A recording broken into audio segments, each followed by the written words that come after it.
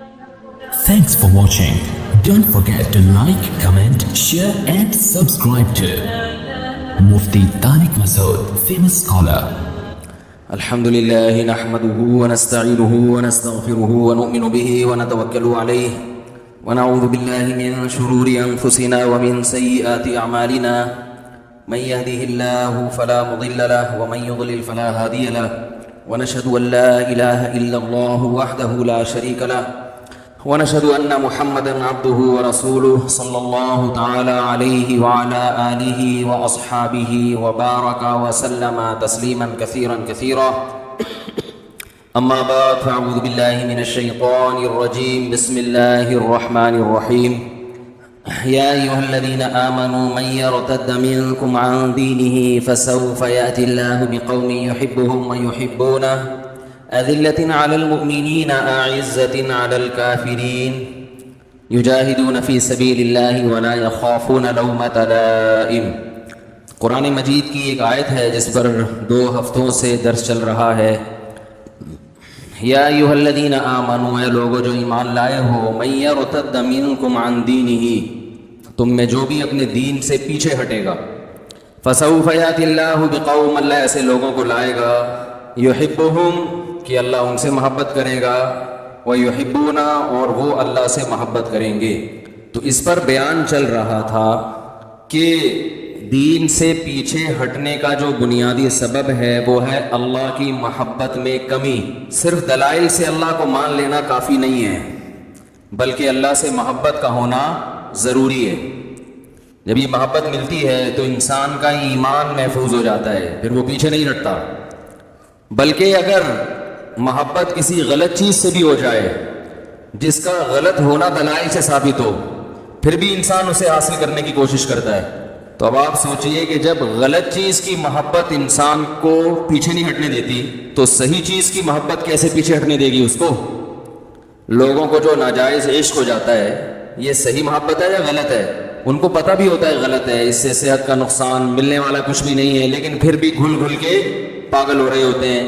جیسے وہ شاعر نے کہا ہے نا کہ ہم فراق یار میں گھل گھل کے، شعر جو اصل تھا وہ تو مجھے یاد نہیں رہا، اس کی جو نقلی بنایا وہ یاد رہ گیا.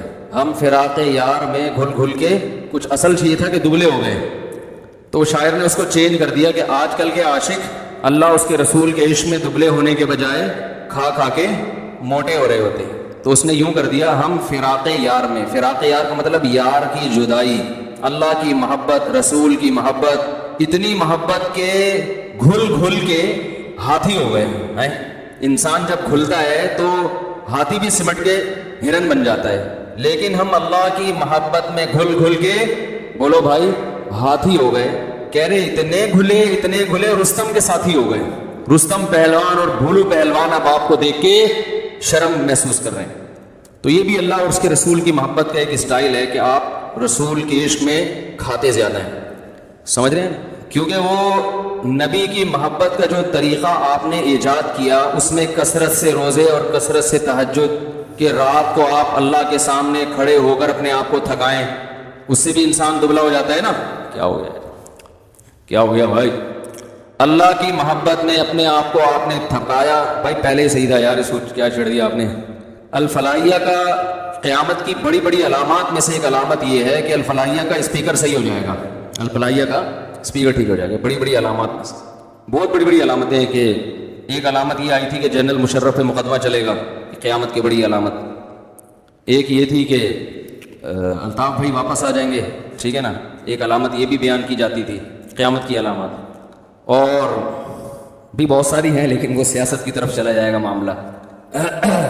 ملک میں کرپشن کا خاتمہ ہو جائے گا.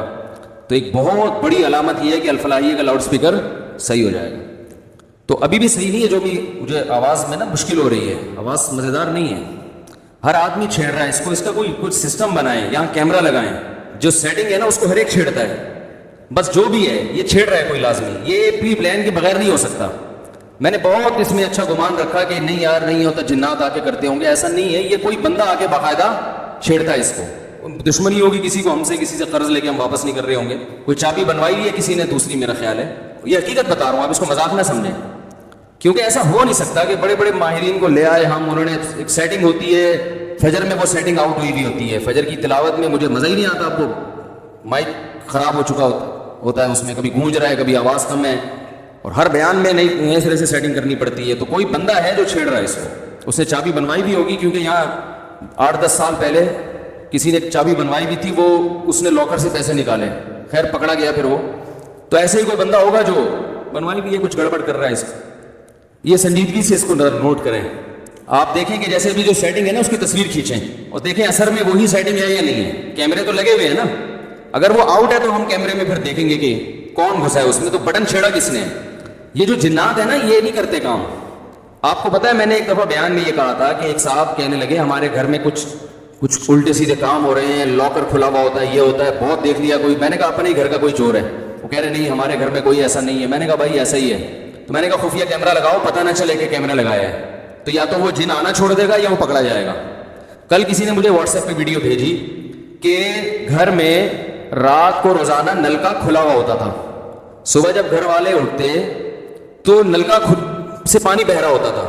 بہت دیکھ لیا بھائی یہ کون ہے جو رات کو نلکا جا کے کھولتا ہے. عاملوں کو فون کیا, انہوں نے کہا جنات کا کیس ہے اور یہ ہے, اور ہزاروں روپے اڑا دیے اس چکر میں. یا تو میرا بیان انہوں نے کہیں سنا کہ خفیہ کیمرہ لگائیں, یا ویسے ہی ان کے ذہن میں آیا کیمرہ لگایا, تو انہوں نے مجھے وہ کیمرے کی ویڈیو بھیجی کہ وہ جن پکڑا گیا. عاملوں نے سب نے یہی کہا کہ کیا اثرات ہیں, کیونکہ ان بیچاروں کے پاس, میں نے بتایا تھا نا ایک حکیم کو پھوڑے کی بیماری کا علاج آتا تھا, پھنسی کا آتا ہی نہیں تھا. یہ کلپ بنائے عاملوں پہ, بہت دن ہو گئے عاملوں پہ بولا نہیں ہوں میں. تمام عاملوں نے, چاہے وہ دیوبندی تھے, بریلوی تھے, اہل حدیث تھے, جتنے بھی روحانی تھے نا, سب نے یہی کہا کہ جنات کا کیس ہے یہ, سیدھا سیدھا. اور پڑھنے کو, اور وہ آتے نا سونگتے ہیں یوں کرتے ہیں ایسے ٹوپی ڈرامے جیسے ان کو کوئی محسوس ہو رہے ہیں, یہاں پہ آئیں گے کچھ اثرات محسوس ہو رہے ہیں. اس طرح کے ڈرامے چہرے کے ایکسپریشن سے اور باڈی لینگویج سے یہ شو کرتے ہیں کچھ ہے یہاں پہ.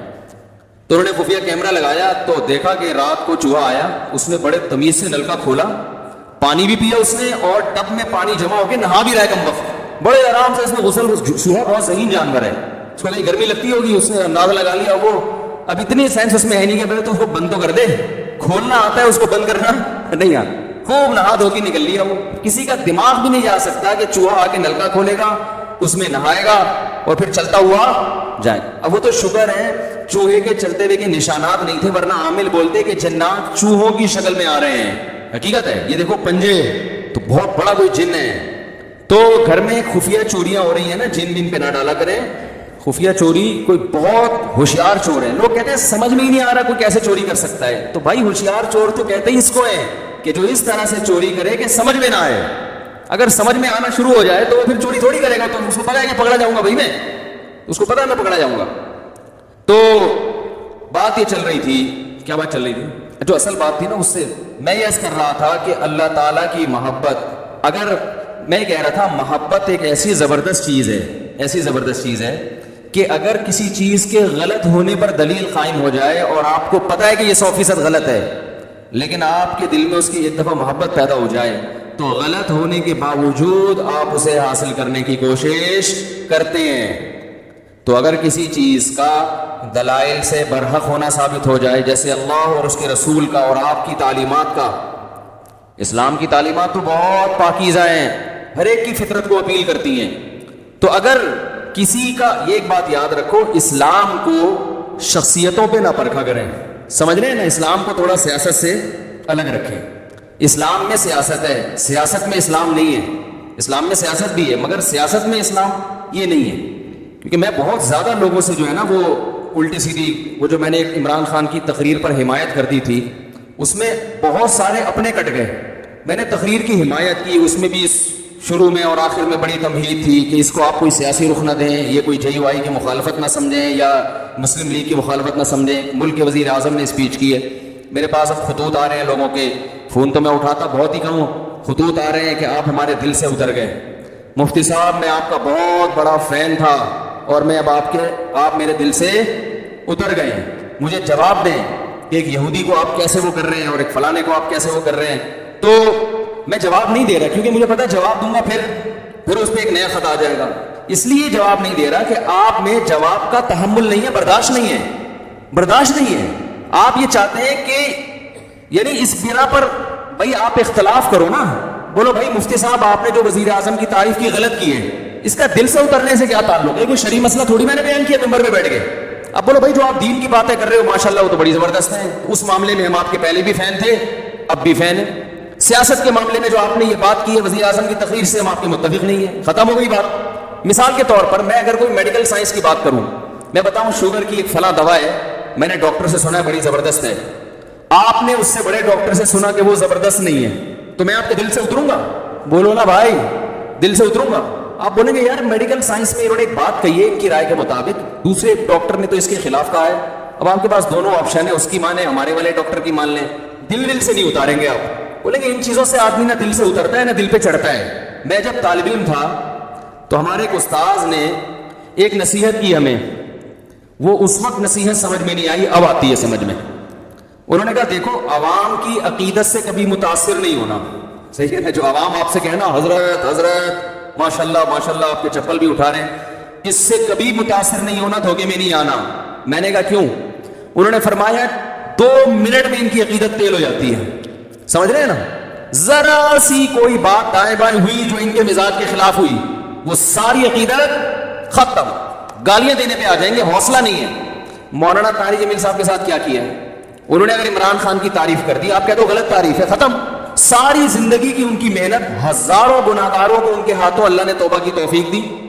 کیا اللہ نے, اب تو وہ عمر زیادہ ہو گئی, اس طرح سے وہ بول نہیں سکتے, عمر زیادہ ہو گئی ہے اور بیماریاں نے گھیرا ہوا ہے ان کو, تو ان کی آپ تقریریں سنیں جوانی کی, کیا دلوں, سخت دلوں کو انہوں نے, سخت دلوں کو نرم کیا ہے, کیسے بڑے بڑے گناہگاروں کو ان کی وجہ سے توبہ کی توفیق ملی ہے.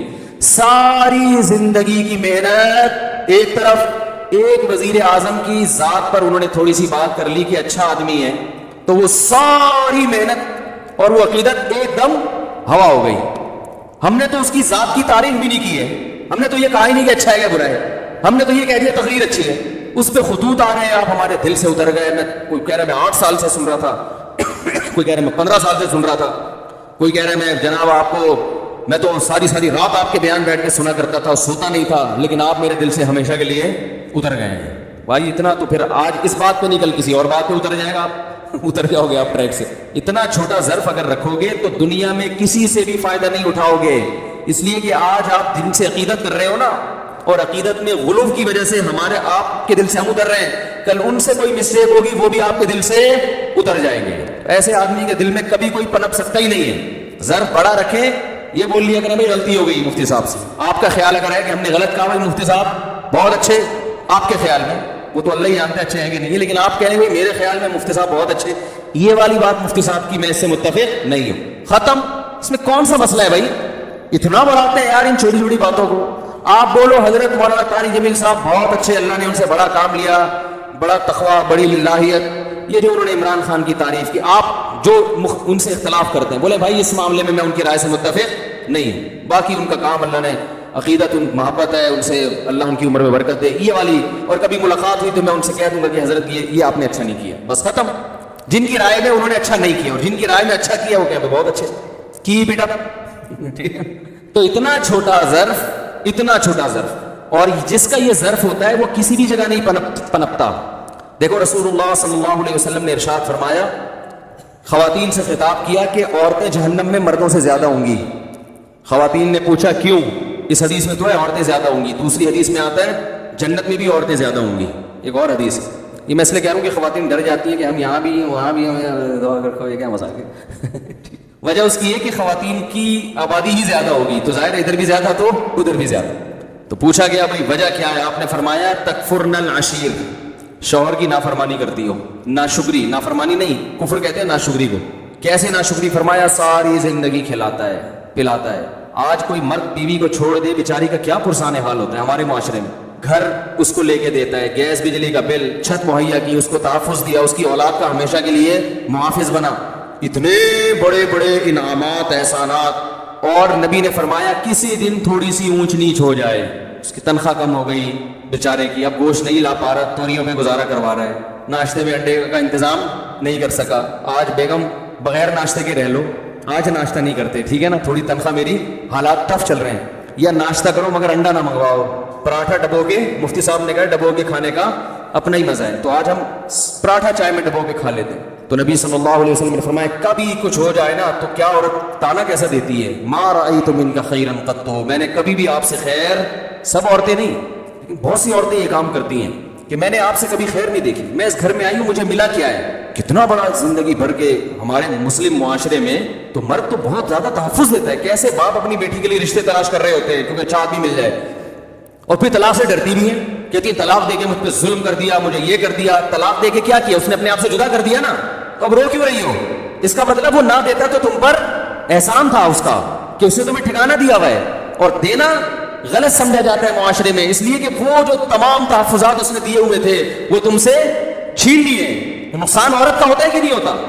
تو کتنی بڑی فضیلت ہے. لیکن نبی نے فرمایا کہ تکفرن العشیر, جو عشیر ہے نا ہمیشہ ساتھ رہتا ہے تو اس کی ناشکری کرتی ہو. تو بھائی اس سے صاف پتہ چلتا ہے کہ جب کسی کی خدمات زیادہ ہوں, باپ اور ماں کا بھی یہی حکم ہے, ابا کو برداشت کرنے کا حکم ہے کہ نہیں ہے؟ آپ کے والد صاحب اگر آپ جے یو آئی میں ہو اور ابا پی ٹی آئی کی تعریفیں شروع کر دیں عمران خان کی, ابا کو بولو گے ابا آپ میرے دل سے اتر گئے, بولو گے؟ بولو نا بھائی. آپ جے یو آئی کے ہو, آپ دھرنے میں شرکت کے لیے جا رہے ہو اور ابا نے کہا پی ٹی عمران خان زندہ باد, آپ بولو گے یار ابا ایسی باتیں نہیں کرو یار, بس یہی بولو گے نا, ابا یہ نہیں کرو یار میں دھرنے میں جا رہا ہوں, آپ کہہ رہے عمران خان زندہ باد. آپ ابا کو لکھ کے دو گے ابا آپ میرے دل سے اتر گئے, ابا بولے گا دفع ہو یہاں سے, میں تیرے دل سے اتر گیا, تو میرا باپ ہے جو میرے تانے دے رہا دل سے اتر گیا, تیری اوقات کیا؟ باپ یہی کہے گا نا, میں نے جنا ہے تجھے, ساری زندگی میں نے کھلایا پلایا, تو ماں کو بھی کوئی تانا نہیں دے سکتا. ہمیں یاد ہے جب ضیاء الحق کا دور تھا, ہم بہت چھوٹے بچے تھے اس وقت, تو ضیاء الحق نے ریفرینڈم کروایا تھا کہ اسلام چاہتے ہو تو ہاں, اسلام نہیں چاہتے تو نہ. بہت ہوشیار آدمی تھا ضیاء الحق, اس نے ریفرینڈم کروایا تھا کہ اگر آپ اسلام چاہتے ہیں تو مزید 5 سال کے لیے مجھے ووٹ دے دیں. تو ہمارے خاندان میں ایک بوڑھی خاتون ہے, اب تو بوڑھی ہو گئی, اس وقت اتنی بوڑھی نہیں تھی, وہ ہماری محرم رشتہ ہے ان سے, وہ ناک پہ ٹھپا لگا کے آ گئی. بڑے ہم نے کہا بھائی کیا ہو, اسلام نہیں چاہیے؟ انہوں نے کہا اسلام چاہیے, ضیاء الحق نہیں چاہیے ہمیں. انہوں نے کہا اسلام چاہیے ہمیں, ضیاء الحق نہیں چاہیے. ان کو نہیں پسند ہوگا ضیاء الحق, تو باقی اکثر لوگ ہاں پہ جا کے ٹھپا لگا رہے تھے. تو ہمیں ان کی بات پہ ہنسی آئی.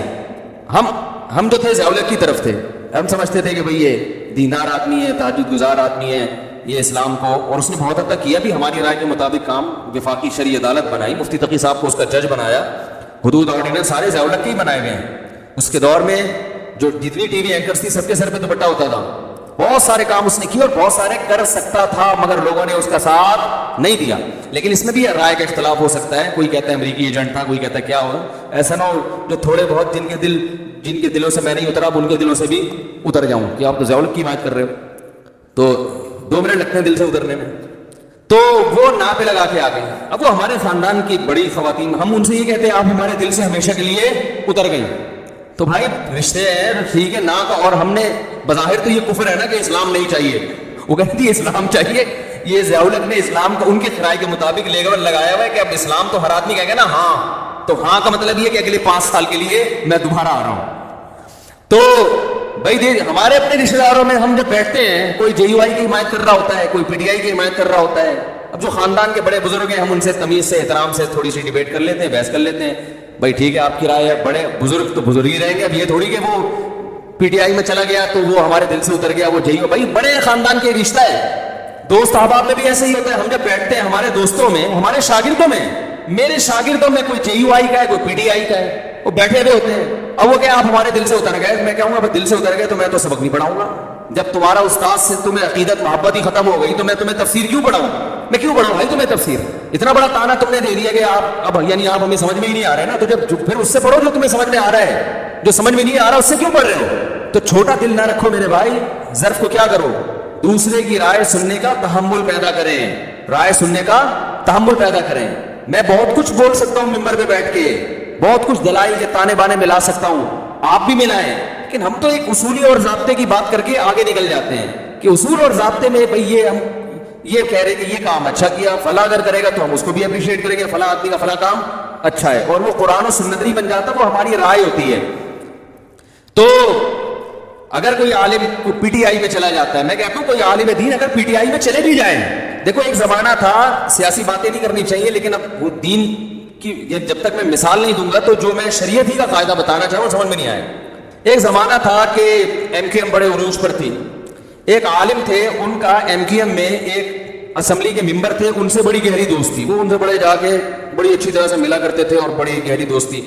کسی نے اعتراض کیا کہ حکمرانوں سے تعلق ہے بھائی, کہ جب بھی اسمبلی کا ممبر آئے گا اور یہ جناب اس سے بڑے اچھے طریقے سے ملیں گے, اس کو چائے بھی پلائیں گے, یہ تو چاپلوسی کر رہے ہیں. یہ کیا کر رہے ہیں؟ یہ تو چاپلوسی, حکمرانوں کی چاپلوسی. تو میں نے ان سے کہا, میں نے کہا بھائی دیکھو, جب کوئی بھی حکومت میں ہے تو اس کے خلاف چلو گے تو آپ اپنے کام نہیں نکلوا سکتے, اور اگر آپ اس سے دوستی لگا کے بہت سارے دینی کام کروا سکتے ہیں اس سے, تو یہ چاپلوسی نہیں ہے, یہ شریعت میں عین مطلوب ہے. چاپلوسی حکمرانوں کی وہ حرام ہے جو اپنی ذات کے لیے ہو, قوم کے لیے ہے, ملک و ملت کے لیے, تو یہ چاپلوسی نہیں ہے, یہ تو اخلاق ہے. اور شریعت نے ہمیں حکمرانوں کے احترام کا حکم دیا ہے, ان کو ذلیل کرنے کا حکم نہیں دیا. اس لیے کہ قومی اتحاد جو ہے نا, اتحاد وہ جب ہی ہوتا ہے کہ جب سب ایک امیر پر متفق ہو, تب ملک پاورفل بنتا ہے, تب اس وقت طاقتور بنتا ہے ملک. آپ درجنوں سیاسی اختلاف کریں, تو اگر کوئی کسی اسمبلی کے, اب میں اس لیے کہہ رہا ہوں, حضرت مولانا طارق صاحب جا کے بیٹھے ہوئے کسی حاکم کے پاس, اس کی تصویریں آ رہی ہیں, اور نیچے جھوٹی حدیثیں اور اسلاف کے واقعات کہ جو حکمرانوں سے ملتا ہے وہ یوں ہے, تو وہ یوں ہے, تو وہ فلانا ہے. بھائی جو اپنی ذات کے لیے ملے, اپنی ذات کو پروموٹ کرنے کے لیے, اور جس کے پیچھے مقصد ہو, جس کے پیچھے ایک قوم کی خدمت ہو, تو اس کے لیے بالکل جائز ہے. اور یہی کام جب آپ کرتے ہیں تو وہ حلال ہوتا ہے, دوسرا کرے تو وہ کیا ہو گیا, وہ ناجائز ہو گیا. کوئی اصول ہی نہیں ہے, کوئی ضابطہ ہی نہیں ہے کسی بھی چیز کا. تو خلاصہ یہ نکلا کہ تھوڑا سا ظرف کو بڑا رکھیں, اختلاف رائے کا تحمل کریں کہ اس کی یہ رائے ہے, ہماری. دیکھو یہ ہمارے اکابر میں اس سے بھی بڑے بڑے اختلافات ہوئے ہیں. فلاں کو وزیر اعظم بننا چاہیے کہ نہیں بننا چاہیے, فلاں حقدار ہے یا نہیں, یہ کم درجے کا اختلاف ہے. کنٹری بننا چاہیے نیا یا نہیں بننا چاہیے, یہ زیادہ بڑا اختلاف ہے. کیا خیال ہے؟ جب ہندوستان کے 2 ٹکڑے ہو رہے تھے, مولانا حسین احمد مدنی رحمہ اللہ تعالیٰ کی رائے یہ تھی کہ ہندوستان کو 2 ٹکڑوں میں تقسیم, بولو بھائی, نہیں ہونا چاہیے. ان کی رائے تھی, یہ تھی, ان کے پاس اپنے دلائل تھے کہ زیادہ مسلمان انڈیا میں ہیں, یہاں تھوڑے ہیں. تو ایک پوری ان کے پاس ایک دلائل تھے. مولانا اشرف علی تھانوی رحمہ اللہ تعالیٰ, مولانا ظفر احمد عثمانی رحمہ اللہ تعالیٰ کی رائے یہ تھی کہ بننا چاہیے ملک. یہ بہت بڑا اختلاف تھا کہ نہیں تھا؟ بھائی کنٹری وجود میں آنا چاہیے کہ نہیں آنا چاہیے, یہ چھوٹا اختلاف نہیں تھا. مولانا حسین احمد مدنی وہ کہتے تھے ملک نہیں ٹوٹنا چاہیے, اس پہ وہ جلسے کر رہے تھے, دھرنے دے رہے تھے, بڑی تحریک چلائی تھی انہوں نے, پورا ایڑی چوٹی کا زور لگا لیا کہ ہندوستان کو نہیں ٹوٹنا چاہیے. لیکن مولانا تھانوی رحمۃ اللہ علیہ قائد اعظم سے باقاعدہ ملاقاتیں کر رہے تھے. مولانا ظفر احمد عثمانی تھانوی قائد اعظم سے ملاقاتیں کر رہے تھے, ان کو اپریشیٹ کر رہے تھے کہ الگ ملک بنانا ہے ورنہ ہم ہندوستان میں پس جائیں گے. اور یہ دونوں ایک دوسرے کا اس قدر احترام کرتے تھے, اتنے شدید اختلاف کے باوجود, کہ آج تک ان کے شاگردوں میں آپ کو چپکلس نظر نہیں آئی. میرے شیخ حضرت مفتی رشید احمد صاحب رحمہ اللہ تعالی حضرت تھانوی کے سلسلے کے ہیں, اور ان کے نظریے سے متفق تھے کہ پاکستان بننا چاہیے. لیکن حضرت نے حدیث پڑھی مولانا حسین احمد مدنی سے, سمجھ رہے ہو, اس دور میں جب یہ اختلاف عروج پر تھا. بخاری پڑھی ہے کس سے؟ مولانا حسین مدنی سے. اتنے شدید اختلاف کے باوجود ہمارے حضرت فرماتے ہیں مجھے مولانا حسین احمد مدنی سے اتنی عقیدت تھی کہ میں درس میں ان کے قریب آ کے بیٹھا کرتا تھا, اور جہاں موقع ملتا ان کے پاؤں کے تلووں پہ اپنا ہاتھ لگاتا. ایک عشق کی حد تک محبت تھی نا, اتنی محبت. کتنا بڑا اختلاف, اس لیے کہ انہوں نے اس اختلاف کو آپس کی نفرتوں کا ذریعہ نہیں بنایا, آپس کی نفرتوں کا ذریعہ نہیں بنایا. مولانا تھانوی رحمہ اللہ تعالیٰ کو کسی نے فرمایا کہ ابوالکلام آزاد جو ہے وہ پاکستان بننے کے قائل نہیں ہے, وہ آپ سے بحث کرنا چاہتے ہیں. ٹھیک ہے نا, وہ آپ سے بحث کرنا چاہتے ہیں. تو کسی نے بتایا حضرت ابوالکلام آنا چاہتا ہے. حضرت نظام میں فرمایا آنے دو, یہاں جد الکلام بیٹھا ہوا ہے. یعنی اب کہتے ہیں باپ کو اور جد کہتے ہیں دادا کو. اگر کلام کا باپ ہے تو ہم کلام کے دادا ہیں. ان کی آپس میں بحث بھی ہوئی اور مباحثے بھی ہوئے, بڑی محبت سے, بڑے سلیقے سے. اس کے باوجود اپنی رائے پر قائم. شیخ الحدیث مولانا زکریا رحمہ اللہ تعالیٰ کو کسی نے بتایا کہ آپ تو سرے سے سیاست میں حصہ ہی نہیں لیتے, ملکی حالات کہاں تیسرا گروپ ایک یہ تھا جو دونوں طرف کہیں بھی نہیں تھا, وہ کہتا تھا ہم سیاست میں. بھائی مولانا تھانوی رحمہ اللہ کی طرف مولانا اشرف علی تھانوی کی رائے یہ تھی کہ پاکستان بننا چاہیے اور سیاست میں وہ پڑھے. انہوں نے اپنے شاگردوں کو بھیجا, قائد اعظم سے ملاقاتیں ہوئی, قائد اعظم کو دین کے قریب لانے میں بہت بڑا کردار ہے. یہاں تک کہ قائد اعظم پینٹ شرٹ پہنا کرتے تھے. مولانا اشرف علی تھانوی رحمہ اللہ کی محنت سے انہوں نے وہ شیروانی پر آ گئے. انہوں نے کہا یہ لباس جو ہے نا ہمارے ملک میں ماڈرن لوگوں کا سمجھا جاتا ہے, لوگ اس سے آپ کو اسلامی لیڈر نہیں سمجھیں گے, تو آپ اپنا لباس چینج کریں. قائد اعظم اس میں بھی ایگری ہو گئے. اور حکیم الامہ مولانا اشرف علی تھانوی قائد اعظم کی بہت وہ کہتے تھے اس کے گیٹ اپ پہ نہ جاؤ، وہ کہتے تھے قائد اعظم ان کے گیٹ اپ پہ نہ جاؤ، یہ آدمی اندر سے مسلمان ہے، اور ملک لینے کے لیے اس جو پیچیدگیاں ہیں اور اس کے جو سائیڈ افیکٹ ہیں ان کو یہ ہم سے زیادہ سمجھتے ہیں، انہوں نے لا پڑھا ہوا ہے. سمجھ میں آ رہی ہے بات کہ نہیں آ رہی؟ وہ یہ زیادہ اچھا سمجھتے ہیں. اب اس میں کون صحیح تھا کون غلط تھا یہ بحث کرنے کا کوئی فائدہ نہیں ہے، اس لیے کہ جب پاکستان بن گیا تو مولانا حسین احمد مدنی نے سب سے پہلے پاکستان کی حمایت کی ہے. لوگوں نے کہا آپ تو مخالفت کر رہے تھے، تو انہوں نے کہا مسجد بننے سے پہلے اختلاف ہو سکتا ہے کہ مسجد بنے یا نہ بنے، بن گئی تو اس کا احترام لازم ہے. کیسی زبردست سوچ تھی، اڑے نہیں رہے گے، نہیں بس نہیں غلط ہوا اب میں اس کی واٹ لگاؤں گا.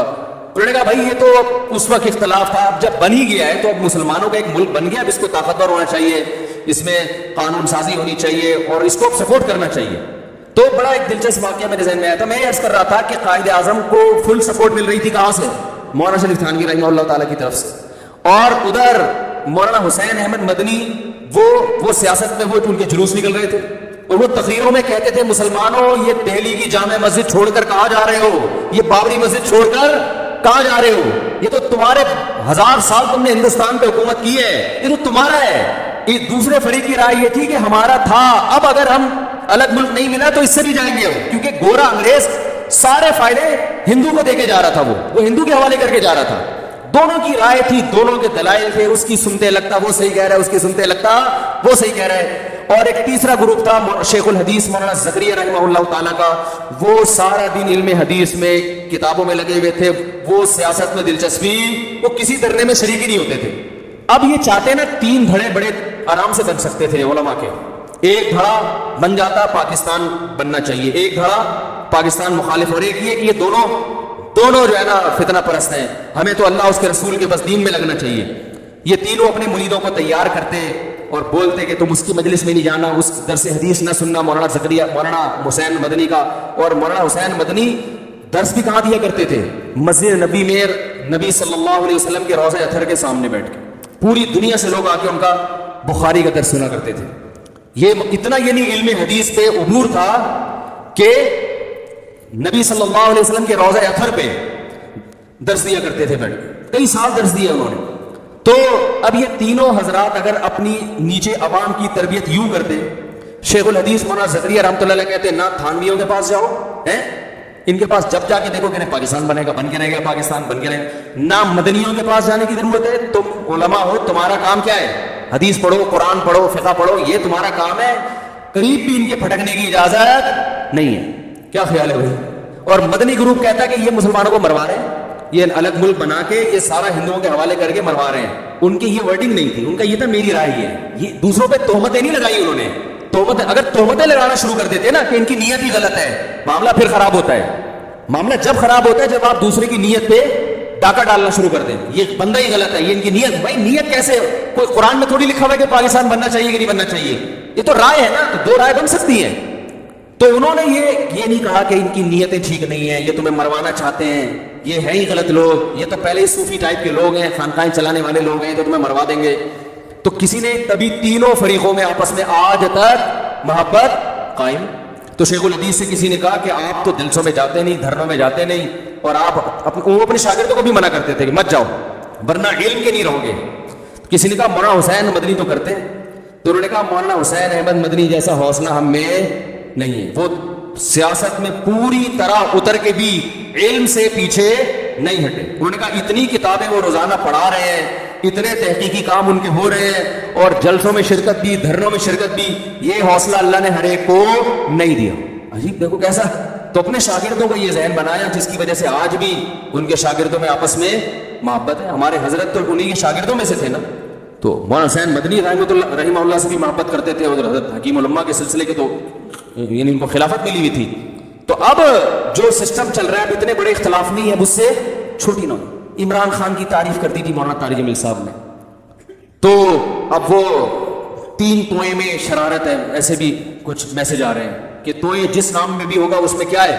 مجھے میسج آیا کہ جس مولوی کے نام میں توئے ہوگا وہ شرارتی ہوگا. ایک طارق جمیل، ایک طارق مسعود، ایک طاہر اشرفی، انہوں نے ایئرپورٹ پہ آ کے استقبال کر لیا تھا نا. توئے نہیں ہونا چاہیے نام. میں نے کہا پھر زوئے سے نام رکھا کرو. تو بھائی یہ گاڑی ہے KJJ5640 غلط پارکنگ کر دی, اس کو صحیح کر لیں 5640. تو بھائی اتنا بڑا اختلاف ہوا, آپس میں نفرتیں نہیں پھیلی, اب بہت چھوٹے چھوٹے اختلاف ہو رہے ہیں اور اتنا زیادہ.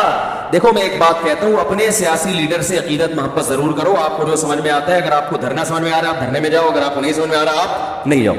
لیکن ان سیاسی قائدین کے چکر میں آپس میں ایک دوسرے کو دل سے مت اتارو. کوئی بھروسہ نہیں ہے کل یہ لیڈر آپس میں بیٹھ کے چائے پی رہے ہوں اور ہم آپس میں لڑ کے ایک دوسرے کو دور کر چکے ہوں. ماضی میں کیا ایسا ہوا نہیں ہے؟ یہ سیاسی لیڈر کفر کے فتوے لگا رہے ہوتے ہیں ایک دوسرے پہ. میں نے خود جلسوں میں تقریریں سنی ہے, وہ کافر, وہ یہودی, وہ فلانا, تھوڑے دن میں اسی کے ساتھ گلے مل رہے ہیں, پھول پھیلائے جا رہے ہیں, ہاتھ ملائے جا رہے ہیں, اس کو مکمل سپورٹ کر رہے ہیں. یہ تو ہوتا ہے, ہر لیڈر کے ساتھ ہوتا ہے, ہر لیڈر, اور ہو رہا ہے تو ماضی سے دیکھتے آ رہے ہیں. تو میں طلبہ سے کہتا ہوں JUI اور PTI کے چکر میں آپس میں نفرتیں پیدا مت کرو, تم کلاس فیلو. یہ دور زندگی میں دوبارہ کبھی نہیں آئے گا. 8 سال اکٹھے پڑھتے ہیں, اتنے آپس میں محبتیں ہوتی ہیں, اور JUI اور PTI کے چکر میں گالیاں. میں ان سے کہتا ہوں کل کہیں ایسا نہ ہو مستقبل میں کہ دونوں لیڈر بیٹھے ہوئے وسیع قوم کے وسیع تر مفاد میں چائے پی رہے ہوں. پھر جب آپ بولو گے یار آپ نے ہمیں تو بروا دیا, اس کو بول دیا تھا یہودی کا بچہ ہے وہ, اور آپ نے ان کو بول دیا تھا وہ چور ہے, وہ ڈیزل چوری کرتا ہے, وہ یہ کرتا ہے, وہ کرتا ہے. اب آپ اتحاد کر رہے تو کہیں گے قوم کے وسیع تر مفاد میں, قوم کے وسیع تر مفاد میں ہمیں یہ بالآخر ہمارا تو بیڑا غرق کر دیا نا. کتنے لوگ ہیں, میں نے وہ بیان کیا تھا ایک کہیں وہ چھوٹا سا وہ, تو 5000 سبسکرائبر ایک دن میں میرے چینل سے بھاگ گئے.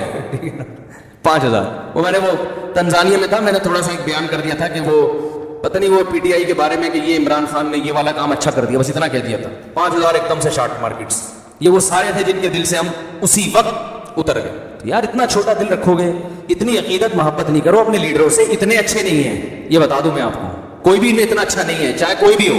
بہت اچھا کوئی بھی نہیں ہے, ذہن میں رکھنا, ٹھیک ہے, بہت برا بھی نہیں ہے. جتنے یہ ایک دوسرے پہ الزام لگاتے ہیں اتنے برے یہ دونوں نہیں ہیں, یہ بتا دوں میں. نہ عمران خان یہودیوں کا ایجنٹ ہے, نہ مولانا فضل الرحمان اتنے برے جتنا ان کو کہا جا رہا ہے, لیکن اتنے اچھے بھی نہیں ہے جتنا آپ عقیدت محبت میں گھسے چلے جا رہے ہو. تھوڑا سا واپسی کا آپشن رکھو. باقی وزیر اعظم نے جو اچھا کام کیا ہم اس کو اپریشیٹ کریں گے, کرتے رہے, آئندہ بھی کریں گے. کل آپ وزیر اعظم بن گئے, آپ اگر کوئی خاندانی کام, ہم تو نواز شریف کو اپریشیٹ کیا تھا جب اس کے دور میں ایٹمی دھماکہ ہوا تھا. بھائی کام اچھا ہو گیا تھا, خاندانی ملک ایٹمی پاور بن گیا, اور کیا چاہیے بھائی آپ کو, زبردست کام ہو گیا تھا. تو اس وقت تو آپ نے نہیں کہا یہ کیا بات ہے, آپ ایسے آدمی کو اپریشیٹ کر رہے ہو جو اتنے ڈالر کھا گیا. بھائی ہم نے ڈالر کھانے پر تھوڑی اپریشیٹ کیا ہے, کہہ رہے ماشاء اللہ ایٹمی دھماکہ کر کے کام کیا کیا ہے, خاندانی کام کیا. تو کہاں سے کہاں بات چلے گی. پھر بھی آپ غور و تحقیق کر کے ایک کو سپورٹ کریں, پورے دلائل کے ساتھ, جذبات سے ہٹ کر, تقریروں سے متاثر نہ ہو. تقریروں کا مطلب سیاسی لیڈر جو ایک دوسرے کے خلاف تقریریں کرتے ہیں, خود انصاف کا سہارا لے کے لا یجرمنکم شنآن قوم علی الا تعدلوا, اے ایمان والو کسی قوم سے دوستی تمہیں بے عدلی پہ مجبور نہ کرے. ایسا نہ ہو کہ عقیدت محبت میں حد سے تجاوز کرنا شروع کر دو. نبی صلی اللہ علیہ وسلم نے بعض کیسز میں یہودی کے حق میں فیصلہ کیا ہے, یہودی کے حق میں, کہ اس میں یہودی ٹھیک ہے نا, اور بعض کیسز میں آپ نے یہودی کے خلاف بھی فیصلہ کیا ہے. تو بار ممکن ہے کوئی یہودی ایجنٹ تو دور کی بات یہودی ہو کے بھی برحق ہو, اور یہ بھی ممکن ہے کہ کوئی یہودی ہو کے یا یہودیوں کے ایجنٹ ہو کے حد سے ہٹتا چلا جا رہا ہو.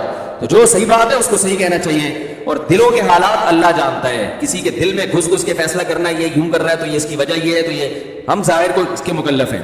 تو کہاں سے کہاں بات چلے گی. تو میں یہ عرض کر رہا تھا کہ اللہ تعالیٰ نے ہمیں کیا حکم دیا کہ محبت, میں یہ عرض کر رہا تھا غلط چیز کی بھی محبت ہوتی ہے تو انسان اس کے حصول کی کوشش میں لگ جاتا ہے. لوگوں کو چرس سے, ہیروئن سے عشق ہو جاتا ہے, اور ناجائز عشق ہو جاتے ہیں, ان کو پتہ ہے کہ صحت کے لیے نقصان دہ, ملنے والا کچھ بھی نہیں ہے, پھر بھی پاگل ہو جاتے ہیں, صحتیں برباد کر دیتے ہیں. تو آپ سوچو میرے بھائی, جس کے برحق ہونے کا یقین ہو انسان کو, دلائل سے اس کا برحق ہونا ثابت ہو گیا ہو, تو اس کی محبت جب دل میں بیٹھے گی تو پھر آپ کیسے پیچھے ہٹو گے. اس لیے علماء کہتے ہیں جو صوفیہ کرام ہے نا, جن کو آج کل بڑا لتاڑا جاتا ہے, یہ صوفیہ ایسے ہوتے ہیں, انہوں نے صوفیہ کرام دیکھے ہی نہیں ہوتے, یہ کبھی کسی صوفی کے ساتھ رہے نہیں ہیں. انہوں نے وہ کچھ مزاروں پہ بیٹھے ہوئے جاہل صوفی دیکھے ہوتے ہیں, اور اس کی بیس پر یہ صبح شام کلپ بنا کے صوفیہ کرام کے خلاف فتوے جھاڑتے رہتے ہیں. میرے شیخ و مرشد بھی صوفی تھے, میں ان سے بیعت تھا, بزرگ تھے, وہ خلیفہ تھے مولانا عبد الغنی پھول پھوری رحمۃ اللہ علیہ کے, اور وہ خلیفہ تھے مولانا سلمی تھانوی رحمۃ اللہ علیہ کے. ہم نے ان بزرگوں کو اپنی آنکھوں سے دیکھا ہے. تو جو ہر وقت بزرگ کے خلاف بولتے رہتے ہیں نا, ان سے میں کہتا ہوں کبھی کسی بزرگ کی صحبت میں چند دن بیٹھ کے گزارو, تمہیں پتہ چلے گا بزرگ کیا ہوتے ہیں. سمجھ میں آ رہی ہے بات؟ بزرگ لیس زندگی انسان کو برباد کر دیتی ہے. اور یہ بھی جو میں بار بار کہتا ہوں کہ بابے جو کہتے ہیں میرا کوئی بابا ہی نہیں ہے, تو دیکھو رسول اللہ صلی اللہ علیہ وسلم نے ارشاد فرمایا لا تجتمع امتی علی ضلالہ, میری امت گمراہی پہ کبھی بھی جمع نہیں ہوگی. اس حدیث کا صاف مطلب ہے کہ میری امت کسی بھی زمانے میں بزرگ لیس نہیں ہو سکتی. یہی مطلب ہوا نا؟ کیا خیال ہے بھائی؟ ہر زمانے میں بزرگ رہیں گے. ایک بات تو یہ دلیل اچھی طرح ذہن میں رہے. دوسری دلیل کہ صحابہ نے صرف قرآن خود سے نہیں پڑھا, یعلمہم الکتاب, ان کو قرآن اور حکمت کس نے سکھائی؟ بولو بھائی, نبی نے. تو صحابہ کا لنک کس سے براہ راست قائم ہوا؟ نبی سے. تو کیا صحابہ کے بعد کوئی بخاری مسلم خود یا قرآن خود پڑھ کے پورا اسلام سمجھ سکتا ہے, پوری راہ پہ آ سکتا ہے؟ قرآن میں یہ نہیں ہے کہ اللہ نے, نبی نے صحابہ کو حدیث بتائی ہے, یعلم سکھائی ہے. سیکھنا تربیت کو کہتے ہیں, ٹریننگ. صحابہ نے حدیثوں کا علم بھی حاصل کیا اور ساتھ ساتھ پیغمبر سے سیکھا بھی ہے.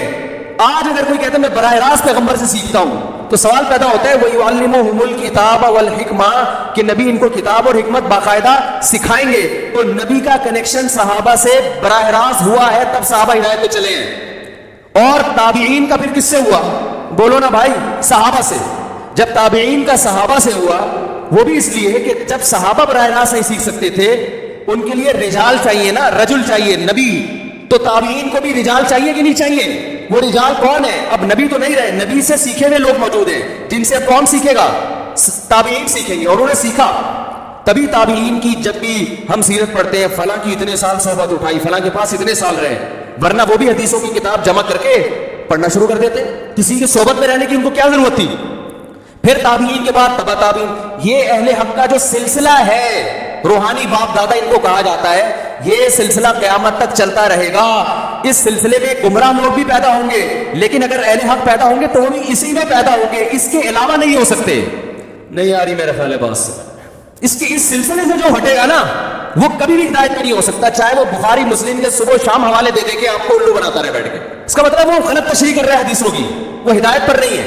اب میں ان گمراہ لوگوں سے مطالبہ کرتا ہوں کہ اپنے روحانی باپ دادا کا سلسلہ پیش کرو. وہ کہتے ہیں امام بخاری, وہ کہتے ہیں امام ترمذی, آج سے 1100-1200 سال پہلے چلے جاتے ہیں. اس کا مطلب یہ ہے کہ 1500 تقریباً 1200 سال سے امت بزرگ لیس چلی آ رہی ہے نا, جبکہ یہ صحیح حدیث کے, بولو بھائی, خلاف ہے. یہ تو حدیث میں تو بزرگ لیس امت ہوگی نہیں. سلسلہ میں آپ کو 10 دفعہ اپنا سلسلہ بتا سکتا ہوں الحمدللہ, کہ میں نے کن علماء سے علم حاصل کیا, حدیث کس سے پڑھی, حدیث کا سلسلہ محمد صلی اللہ علیہ وسلم تک پہنچاؤں گا, تفسیر کا سلسلہ محمد صلی اللہ علیہ وسلم تک پہنچاؤں گا. میں جو قرآن پڑھتا ہوں تجوید کے ساتھ, وہ سلسلہ نبی صلی اللہ علیہ وسلم تک پہنچاؤں گا. تزکیہ, قرآن نے کہا وَيُزَكِّيهِمْ, نبی ان کا تزکیہ بھی کریں گے. تزکیہ کا مطلب ایسی تربیت کرنا کہ ظاہر باطن پاک صاف ہو جائے, انسان بن جائے انسان.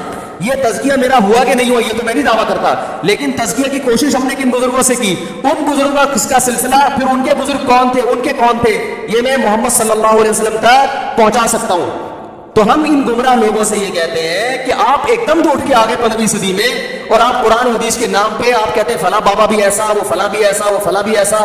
پھر ہم کہتے ہیں صحیح سچی مچی کے بابے کون ہے, وہ تو بتا دو نا. وہ کہتے ہیں سچی مچی کے امام بخاری ہے. اس کا مطلب امام بخاری کے بعد یا تو پیدا نہیں ہوئے, یا آپ ان کا نام بتانے سے شرما رہے ہو. ٹھیک ہے نا, کیونکہ جن بزرگوں کا آپ نام لوگے نا, ان میں آپ کے باپ دادا نہیں آ رہے ہوں گے, حنفی آ رہے ہوں گے یا شافی آ رہے ہوں گے. صحیح ہے نا, ہندوستان میں جتنے بھی آئیں گے سارے بزرگ آگے جا کے حنفی, سب حنفی ہو جائیں گے. اور آپ کو لفظ حنفیت سے کیا ہے چھیڑے, آپ سارا دن انہی کے خلاف بولتے رہتے ہو, تو آپ ان کو اپنے کھاتے میں کیسے ڈالو گے آپ؟ یا کوئی ایسا آ رہا ہوگا جس کے نظریات سے آپ کے نظریات بالکل مختلف ہوں گے. تو یہ خوب یاد رکھیں کہ انسان ریسرچ کے قابل یا تحقیق کے قابل یا ہدایت میں جس کو فالو کیا جائے, اس کی سب سے پہلی شرط یہ ہے کہ وہ یہ بتائے کہ میں نے علم کس سے حاصل کیا, اور پھر جس سے حاصل کیا اس کا برحق ہونا کس لیے ثابت کرے, اس نے کس سے, اس کا بابا کون تھا, اس کا بابا کون تھا. یہ بابوں کے بغیر آپ اس فہرست میں حدیث کی روشنی میں آ ہی نہیں سکتے جن کو ہدایت یافتہ کہا گیا ہے. نہیں یاری بات. تو یہ جو کہتے ہیں نا میں بابی نہیں ہوں, یہ خود اپنی گمراہی پہ مہر لگا رہے ہوتے ہیں. ہاں, بابوں کی there are 2 types of باباز, گمراہ اور اہل حق. تو آپ نے ہمارے والوں کو تو سب کو گمراہ قرار دے دیا, تو آپ اہل حق دکھائیں, ہم ان کو فالو کرنا شروع کر دیں گے. سمجھ رہے ہو نا؟ جیسے ہم غیر مسلموں سے کہتے ہیں کہ محمد صلی اللہ علیہ وسلم معاذ اللہ اگر جھوٹے ہیں تو اللہ نے اپنے بندوں کو، اللہ براہ راست تو ہم کلام ہوتا نہیں ہے، وہ بھی غیر مسلم بھی اعتراض کرتے ہیں نا، نبی نے یہ کیا، نبی نے یہ کیا، نبی ایسے تھے، معاذ اللہ الزام لگاتے ہیں، ایک 9 سال کی بچی سے شادی کر لی، ہم اس کے دلائل لیتے ہیں بھائی یہ اس کلچر میں معیوب نہیں تھا اور اس کی کیا کیا حکمت، نہ یہ تو معاذ اللہ ایسے تھے، وہ بہت سارے اعتراضات کرتے ہیں. تو ہم کہتے ہیں گل ویلے دی تھے پھل موسم کا. مختصر بات یہ کہ اللہ اپنے بندوں سے ہدایت جو دی ہے، یا تو اللہ کا بندوں سے کوئی لنک ہی نہیں ہے، اس نے پیدا کر کے چھوڑ دیا، یہ تو عقل نہیں مانے گی نا. خالق اور مخلوق کا رشتہ تو سب سے پہلے ہے. تو اللہ کن باتوں سے خوش ہوتا ہے، کن باتوں سے ناراض ہوتا ہے. اگر محمد صلی اللہ علیہ وسلم جھوٹے ہیں تو پھر سچا بتاؤ کون ہے بھائی؟ وہ بتا سکتے ہیں. وہ جو سچا لے کر آئیں گے نا ان کے خیال میں اس پہ 20، اگر نبی پر ایک اعتراض ہوتا ہے تو اس پر 20 اعتراض ہو رہے ہوں گے. صحیح ہے نا؟ تو ہم کہتے ہیں بھائی اس سے پتا چلتا ہے کہ اللہ نے محمد صلی اللہ علیہ وسلم کے علاوہ کسی کو پنپنے دیا ہی نہیں ہے. تو جن بزرگوں سے ہم نے علم حاصل کیا، دین حاصل کیا، انہی لوگوں نے ماضی میں خدمات سر انجام دی ہے، میدان جہاد میں بھی، تصوف کے میدان میں بھی، حدیث کی خدمت میں بھی، فقہ کی خدمت میں بھی، تفسیر میں بھی، تزکیہ میں بھی. انہی کی راتوں کی عبادتیں. میں اپنے شیخ کو جانتا ہوں، ہمارے شیخ حضرت مفتی رشید احمد صاحب رحمہ اللہ تعالی رات میں تہجد میں 5 رکعت تلاوت کیا کرتے تھے، اور اتنا روتے تھے اللہ کے خوف سے کہ حضرت نے دعا مانگی کہ اللہ میرا رونا بند کر دے، صحت کو نقصان ہو رہا ہے. سمجھ رہے ہیں؟ آج تو سب سے بڑا مسئلہ ہے اللہ کی محبت میں رونا نہیں آتا. ہمارے حضرت کو اتنا آتا تھا کہ اللہ سے دعا مانگی اللہ میری یہ کیفیات بولو بھائی ختم کر دے. پھر ان کی تقریباً 20 سال سے ہی بخاری پڑھائی ہے. اتنا بخاری پہ عبور تھا، بدعت کے بہت خلاف تھے، بہت زیادہ خلاف تھے بدعت کے. عقائد ایسے صاف ستھرے، ہم نے تو ان بزرگوں کو دیکھا ہے، لیکن نکالنے والے ان کی بھی کتابوں کو غلط توڑ موڑ کے کچھ بھی نکال کے ان کو بھی الزام لگا دیتے. اور ہم جب کہتے ہیں اس الزام کا جواب دینے کے لیے ہم تیار ہیں، سامنے بیٹھو، سامنے بیٹھنے کے لیے تیار، وہ کلپ بازی، ٹائم ویسٹنگ. تو یہ جو ہے نا بزرگ لیس معاشرہ، یہ اسلام کا معاشرہ نہیں ہے، قرآن و سنت کے بالکل خلاف ہے. سمجھ رہے کہ نہیں سمجھ رہے؟ تو آپ کو تربیت کرنی ہے، کسی اللہ والے سے تعلق قائم کرنا پڑے گا، جو آپ کا تزکیہ کرے، آپ کو تمیز سکھائے، سب سے پہلے آداب سکھائے، آپ کو محبت سکھائے، آپ کو آپ کا ظرف بڑا کرتے کہ اختلاف رائے جب ہوتا ہے مسائل میں تو اس کو پیش کرنے کا کیا طریقہ ہوتا ہے. میں سمجھا پا رہا ہوں اپنی بات؟ تو ہم نے جن بزرگوں کو دیکھا، جن اکابر کو دیکھا، ہم نے ان میں اللہ کا خوف پایا. ہمارے حضرت رحمہ اللہ تعالیٰ کا تقوی ایسا مشہور تھا کہ ان کے بارے میں مشہور تھا کہ کوئی ایڑی چوٹی کا زور لگا دے، کوئی چیز اگر ناجائز ہے نا وہ ان سے کروا نہیں سکتا. جس چیز کا ثابت ہو گیا نا کہ یہ کیا ہے، غلط ہے شریعت. اور بہت سی چیزوں میں انہوں نے اپنے بزرگوں سے اختلاف بھی کیا ہے، وہ ہم بھی کرتے ہیں. ان کی رائے اگر بدل گئی تو انہوں نے کہا ٹھیک ہے، لیکن احترام کے ساتھ. انہوں نے فتوے نہیں لگائے. مفتی رشید احمد صاحب فرض نماز کے بعد اجتماعی دعا کو نہیں مانتے تھے، ویسے اس کا کوئی ثبوت نہیں ہے. ان کے استاذ مانتے تھے، لیکن دونوں میں محبت، احترام. حضرت نے پورا رسالہ لکھ دیا کہ فرض نماز کے بعد اجتماعی دعا ثابت نہیں ہے، لیکن حضرت نے کلپ بنا کے عوام میں آگ بولو بھائی نہیں لگائی. طنزیہ جملے لکھ کے جو لوگ دعا مانگ رہے ہیں ان کو، ان کی نفرت ہے کہ ان کو تو کچھ بھی نہیں آتا. ایک دفعہ ایک عالم آئے، بڑے عالم ہے ملک کے، وہ آئے، انہوں نے نماز پڑھائی. حضرت نے ان سے کہا آپ نماز پڑھائیں. انہوں نے نماز کے بعد اجتماعی دعا مانگی. تو ہمارے ایک مرید، حضرت کے ایک مرید نے حضرت سے پوچھا کہ حضرت آپ تو کہتے ہیں یہ بدعت ہے، یہ کیا ہے؟ فرض نماز کے بعد اجتماعی دعا کیا ہے؟ بدعت ہے. اور انہوں نے مانگی بھی ہے، اور دوسرا بدعتی کو تو امام بنانا ویسے بھی جائز نہیں ہے. تو انہوں نے فرمایا کہ بھائی ان کی اپنی تحقیق ہے، یہ وہ ان احادیث سے استدلال کرتے ہیں جس میں نماز کے بعد مطلق دعا کی فضیلت ہے، اور فی نفسی رفع الیدین بھی ثابت. انہوں نے 2-3 روایتیں ملا کے ایک مسئلہ نکال لیا ہے. تو ان کی تحقیق ہے، یہ کوئی ایسی بدعت تھوڑی جس کی وجہ سے کفر اور فسق کے فتوے لگانا شروع کر دیں. ہم کتنا اللہ نے علم دیا مگر دوسرے کی رائے کا احترام. آج آپ دیکھ لو، 4 کوئی حدیث معلوم ہو جائے نا، فوراً کلپ بنا کے سارے علماء کی توہین کرے گا. ان کو تو حدیث کا نہیں پتا، ان کو تو کچھ آتا نہیں ہے، ان کو تو کچھ آتا نہیں ہے. اور ان لوگوں کے جو مریدین ہیں وہ جتنا بابا پرست ہوتے ہیں، اپنے بابے کو جتنا فالو کرتے ہیں نا ہر چیز میں، اتنا ہم اپنے بابوں کو فالو نہیں کریں. ہم تو بہت ساری چیزیں ایسی ہیں جو میں مفتی رشید احمد صاحب کی اتنی تعریفیں کر کے بھی ان کی ہر بات سے متفق نہیں. ان کے ہر فتوے پہ ہم فتویٰ نہیں دیتے، لیکن احترام کرتے ہیں. بھائی ان کی رائے تھی، ہماری رائے ہے. تو اللہ کی محبت اگر آپ کو ملے گی نا پھر صحیح راستہ پتہ چلے گا. اور اللہ کی محبت کہاں سے ملتی ہے؟ بولو بھائی، اہل اللہ کی صحبت سے ملتی ہے. تو بزرگوں سے تعلق قائم کرنا پڑے گا آپ کو، آپ کے باپ کو بھی کرنا پڑے گا. اس کے بغیر آپ کا دین خشک دین ہوگا، اس میں چاشنی نہیں ہوگی. حدیثوں کے نمبر آپ کو یاد ہو جائیں گے، رفع الیدین کے جھگڑے بہت اچھی طرح سے یاد ہو جائیں گے. آمین، ٹانگیں چوڑی ٹانگیں پتلی، رفع الیدین کرنا ہے، یہ بہت ماسٹر ہو جاؤ گے. لیکن نمازوں سے خشوع و خضوع ختم ہو جائے گا. آپ کہہ سکتے ہیں عرب میں تو یہ نہیں ہوتے بزرگ، وہاں بھی ہوتے ہیں، اصطلاح نہیں ہے بزرگ کی. بن باز بہت بڑے متقی پرہیزگار عالم تھے، انہوں نے کئی سال اپنے استاذ کی صحبت اٹھائی ہے، پھر وہ ان کے نائب بنے ہیں، اور ان کے جو خاص شاگرد تھے انہوں نے کئی سال ان کی صحبت اٹھائی ہے، پھر وہ ان کے نائب بنے ہیں۔ اصطلاحات میں تھوڑی پڑھنا چاہیے، بزرگ کو بزرگ کہہ دو، متقی کہہ دو، بابا کہہ دو، نیک کہہ دو، پیر و مرشد کہہ دو، کچھ بھی کہہ دو، ناموں میں نہیں رکھا، اصل تو حقیقت دیکھی جاتی ہے۔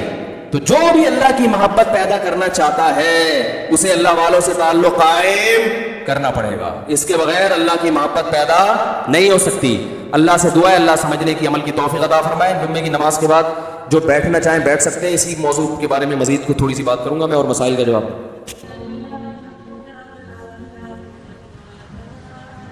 Thanks for watching.